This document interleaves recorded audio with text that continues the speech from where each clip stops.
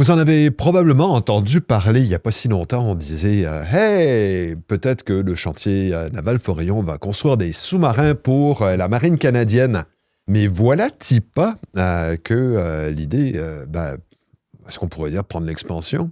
Quoi qu'il en soit. On en discute aujourd'hui avec Daniel Côté, maire de Gaspé. C'est ça. Premièrement, bonjour Daniel. Bonjour. Je m'emporte.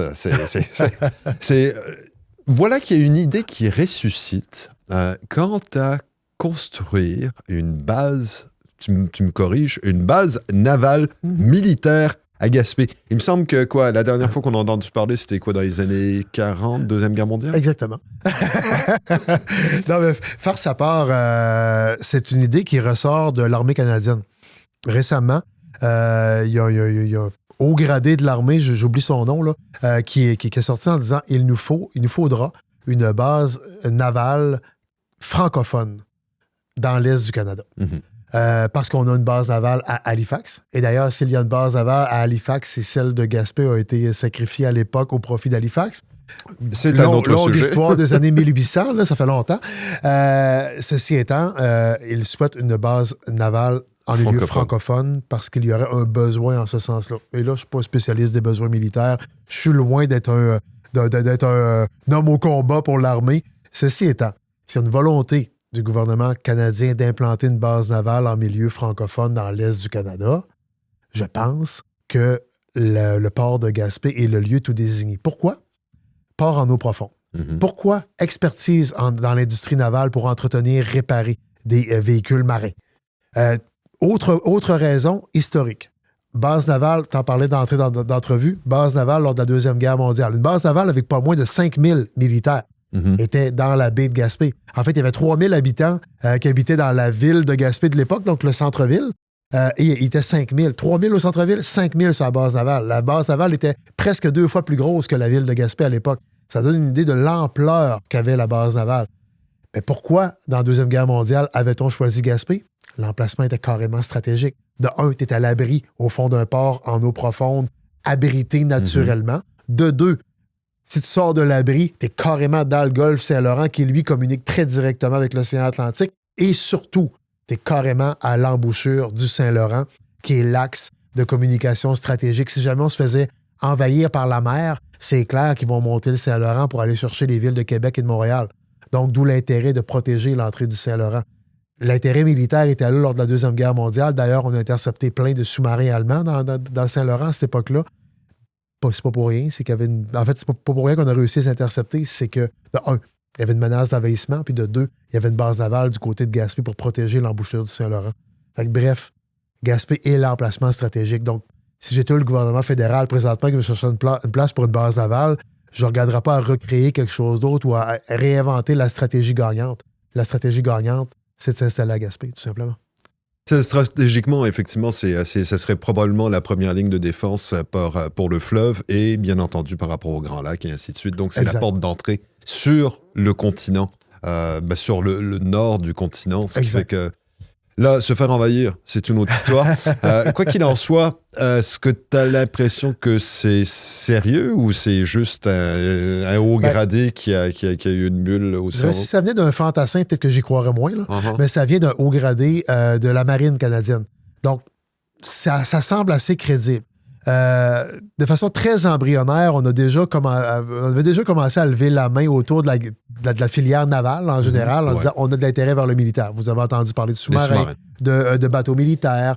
On a commencé à en parler, etc. Dans ces discussions-là, de façon très informelle, il y a eu des discussions avec la marine canadienne. On a juste tendu des perches.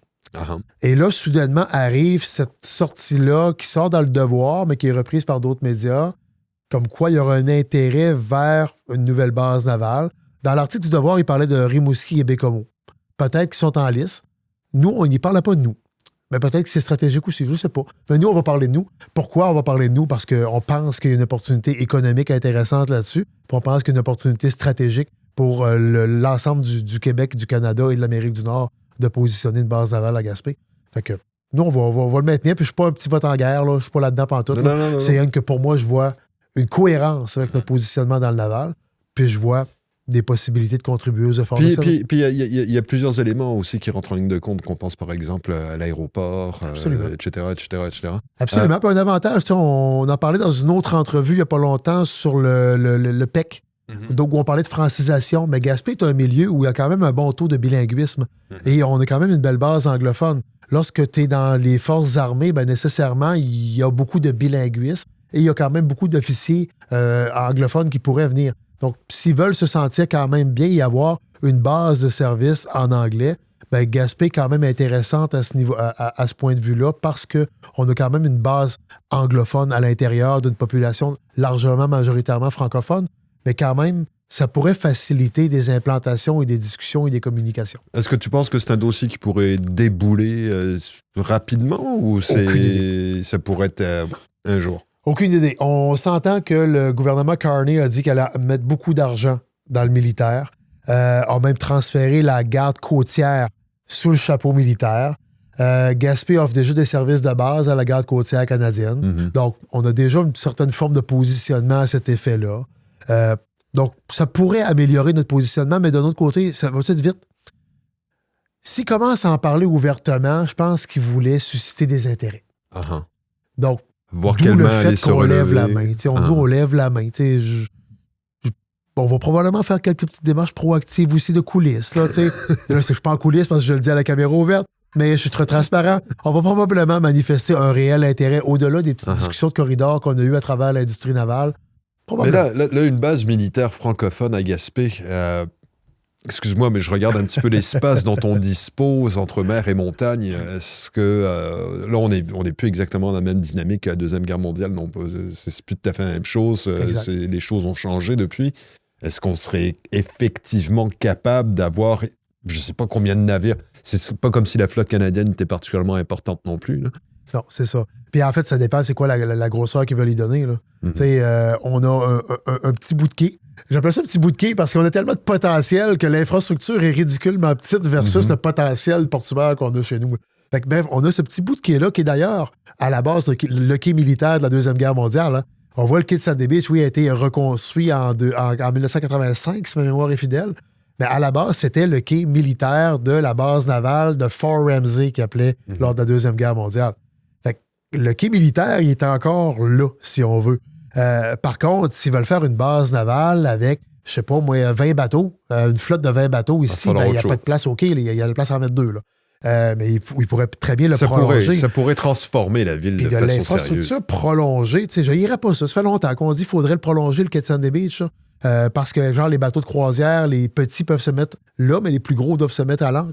Ben, d'avoir une infrastructure un peu plus grande, une infrastructure, je dirais, multimodale ou multi-bateau, multi-usage, serait vraiment très intéressante. Fait que je vois des opportunités de développement associées à ça, au-delà de la question, de la pure question militaire. Puis de la question économique qui vient avec le militaire, parce que le militaire est en soi une belle entrée économique. Quand il y a des bateaux, il faut se dire qu'il y a du personnel, puis c'est du personnel qui va consommer, puis du personnel qui consomme, puis des bateaux qui consomment, ben, ça veut dire du flux économique. On s'entend, donc il y a une création de richesse là-dedans. Et plein de choses. Exact, puis autour de la grappe navale qu'on a créée, autour des spécialistes en entretien de bateaux qu'on a déjà sur le territoire, il y a des possibilités d'expansion d'entreprises là-dedans. On voit souvent qu'on est bon pour entretenir des bateaux de pêche. Mais oui, il y a des éléments qui sont différents d'un bateau de pêche et un bateau militaire, certes, mais ça demeure des bateaux. Fait qu'on est bon pour faire du bateau. Fait que soyons bons pour faire... Si on est bon pour faire des bateaux de pêche, on va être bon pour faire des bateaux militaires aussi. Convaincu qu'on est assez bon pour ça. Puis le positionnement est extraordinaire. C'est le meilleur emplacement stratégique. T'sais, si on remonte depuis plus de 500 ans, je connais pas assez l'histoire autochtone pour voir le pourquoi Gaspé était un point de rencontre, mais je pense que c'est un point qui était stratégique au confluent de la méga grosse rivière qu'est le fleuve Saint-Laurent, des trois rivières qui étaient qui constituent, qui cheminent vers la baie de Gaspé, un port à l'abri. Jacques Cartier est venu mettre son ancre ici en 1534 parce qu'il se mettait à l'abri dans un endroit où il avait navigué un peu partout, puis là, il est venu se mettre à l'abri ici. C'est parce que, oui, c'est un abri naturel.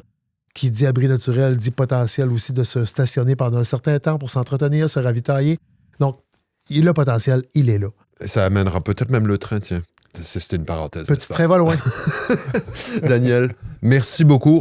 C'est ça, on va surveiller parce que là, c'est effectivement, on s'entend que dans le domaine militaire, le Canada actuellement est en train de se tirer dans absolument tous les sens. Avions, bateaux, alouettes, gardes côtières, tout ça. Fait que... Soyons prêts. On va te recevoir encore sur le sujet. Avec plaisir. Merci, Daniel. Merci à toi. Daniel Côté, donc maire de Gaspé, préfet de la MRC de la Cour de Gaspé, et on s'entend que cette idée d'une base militaire à Gaspé est certainement pas nouvelle, mais sortie de derrière les fagots de très loin, quoi, dans les années 40, Deuxième Guerre mondiale, parce qu'effectivement, Gaspé était supposé être le port pouvant recevoir la marine des Alliés, en fait, la marine britannique, au cas où l'Europe tomberait aux mains des nazis. Ça fait que, sait-on jamais, Gaspé pourrait éventuellement recevoir un immense contingent militaire à surveiller.